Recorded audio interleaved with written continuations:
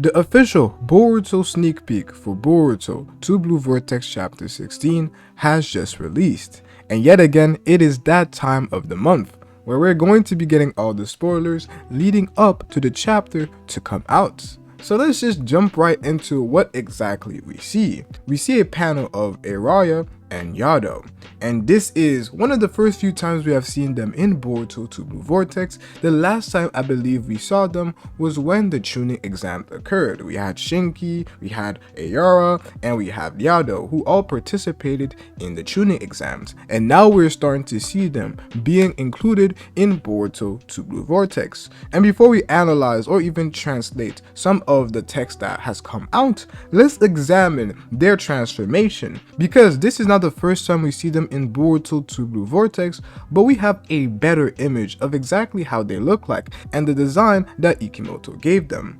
If we have a side-by-side of their versions in part 1 and now in part 2, we see a Yado who now doesn't have the face mask, he is still covering his eyes, and he now has a goatee. Ayara, on the other hand, she still has almost like a similar fit, but maybe she grew out of the hoodie and now the hoodie is a little too short and now looks like a crop top. I have no complaints when it comes to their design. I like how they look like. I won't be commentating on certain parts because it's just not the nature of the channel. However, I really like the style that Ikimoto went with. And when we see the clouds in the background, I don't know why, but I love the way Ikimoto draws clouds. I know a lot of people always say that Ikimoto does the bare minimum, but I really like the art style that he went with when it came to the clouds, the way they look like, and especially the fact that the art style looks very clean. Something else that I've seen a lot of people say is how their stance kind of looks like the policemen who were on the roof tower. I don't even think they're policemen, I think they're firefighters,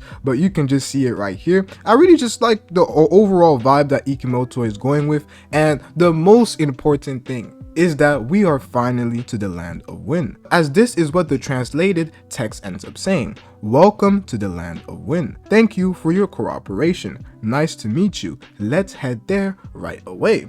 So even though this is just a page and not too much to analyze, there is actually quite a bit to analyze. Not only do we know that Konohamaru is the guy who ended up going there, but it also brings down the doubts that some people had when it came to us actually going to see the Sand Village. There was a few doubts when it came to the fact that Shikamaru did not seem very keen on sending Leaf Shinobi to go to the Sand Village because it wasn't directly mentioned in the previous chapter. It's more like it was mentioned in the chapter before that one, because in the previous chapter it seemed like they were going to do their separate investigations, and then when they both had enough intel, they were going to come together and discuss the intel that they had. But part of that investigation is also going to be done with the help of the Leaf, especially due to the fact that the Leaf has already experienced the Senju invasion. So they know that as soon as trees start popping up, just know that a couple Senju will be on their way to come and face your village. And this is probably going to be the case with Konohamaru.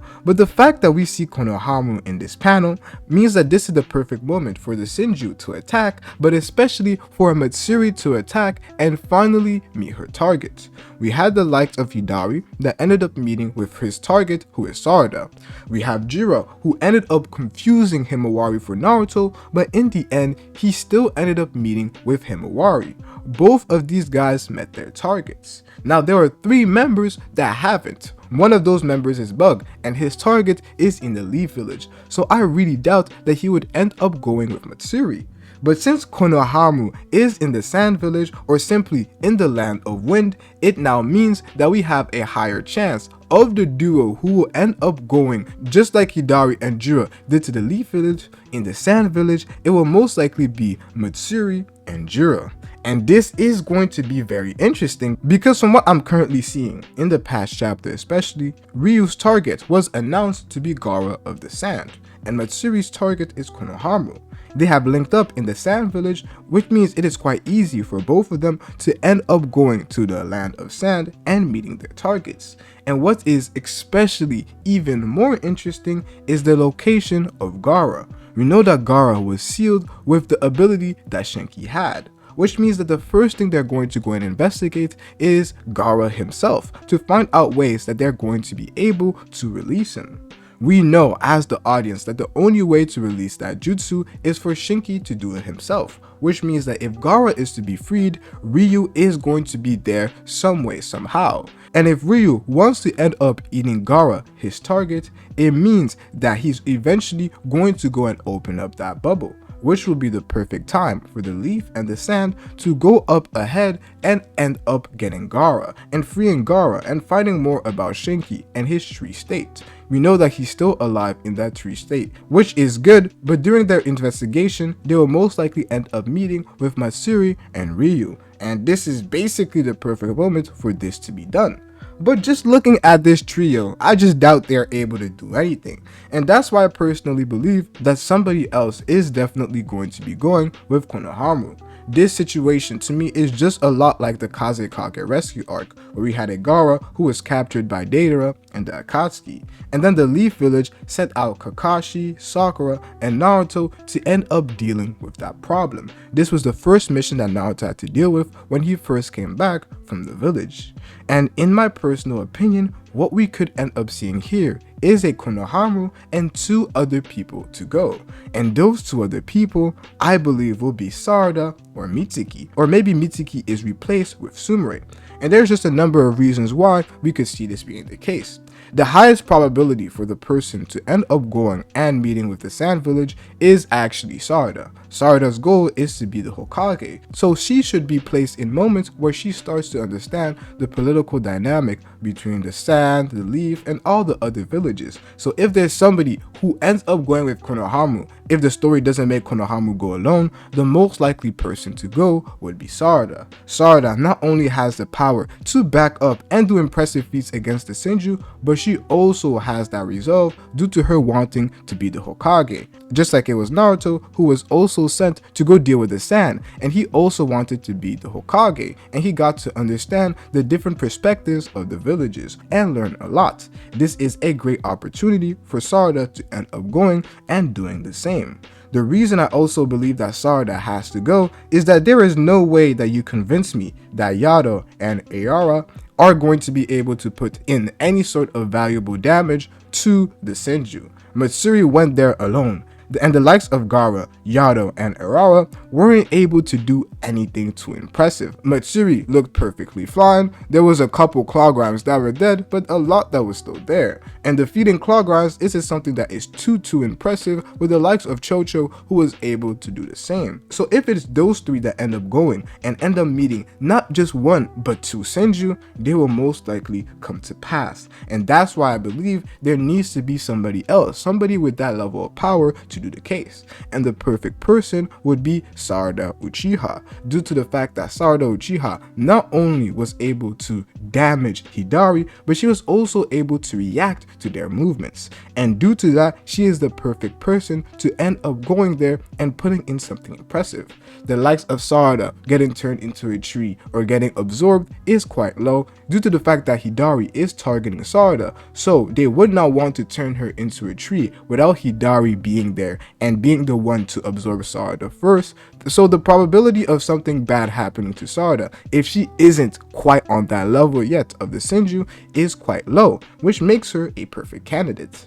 The next person could be Mitsuki or Sumire, or even both. That would be extremely interesting to see due to the fact that we have a Sumire who is more of that intellectual type. We haven't really saw her fight ever since she is no longer with Nue. We don't see Nue really in the manga. We saw him in the anime, and we know that she has been working with the scientific group of the Leaf Village, so her combat ability isn't that high. However, wherever we saw Sarada, we usually end up seeing Sumire. Even though Sumire is not the fighting type, she was still present in the fight versus Hidari, and she also got her cover, which till this day I don't really know what was the point of her getting the cover, because she didn't really do anything too important. But if we want to see the role of Sumire being established in the manga, because even though her role isn't too clear, we know her role in the story narratively wise, but we don't know her role in the story when it comes to actually having an impact on the plot. This is an opportunity to figure out exactly what Sumire's true purpose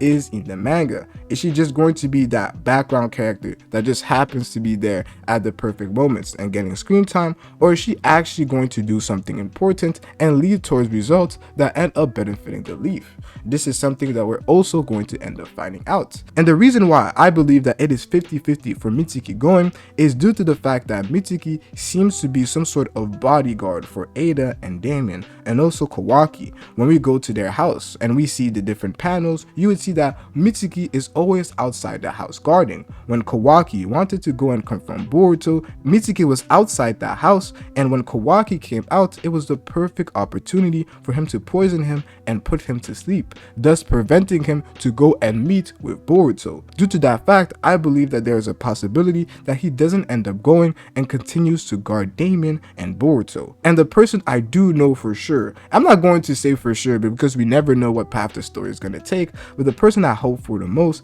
is for Sarada to end up being the one to go and assist when it comes to the Land of Wind. This is the most likely outcome to end up taking place.